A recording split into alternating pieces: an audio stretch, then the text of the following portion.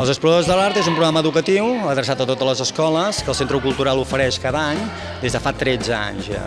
Aleshores el que pretén és utilitzar tot el cicle d'exposicions que fem al Centre Cultural, n'escollim 3 cada any, una per cada trimestre, ben diferents, a poder ser, d'arts plàstiques diferents. Aquest any doncs, hem fet pintura, hem fet dibuix i avui hem fet fotografia per intentar doncs, difondre aquestes arts entre els més joves, crear públic pel futur i que ells gaudeixin d'aquesta mitjà de comunicació també, d'aquest llenguatge més plàstic. No? Els beneficis sobretot és apropar-los a l'art. Sobretot el nostre objectiu és que entenguin l'art, que no mirin només una obra, sinó que vegin més enllà de l'obra, no? Que puguin entendre-la i després quan ells vagin pel seu compte que sàpiguen també extreure alguna informació més del que veuen.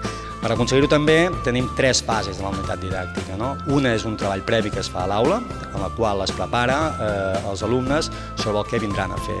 Presentem l'artista, presentem l'exposició, també presentarem una mica el treball que farem durant la visita. No?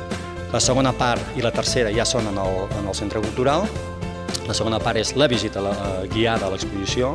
El que es pretén sobretot és donar protagonisme als alumnes i que ells observin, analitzin i interpretin les obres. També 2 coses, de descobrir què amagava l'imatge de sentiments i d'accions i el taller que ha estat molt divertit. Fotògraf que expressa els seus sentiments amb imatges i tot, i pintures de retrats de persones. He vingut a visitar diferents exposicions, però de la que més me'n recordi ha sigut la de Subirac, que va estar divertida i de veure. Un cop hem après coses com de l'artista i de com treballa i què vol expressar i amb quines tècniques ho fa, fem un taller, perquè tots som artistes, tots tenim aquesta sensibilitat i l'hem de treballar. L'hem de treballar tant com a espectadors que com a productors d'art, no?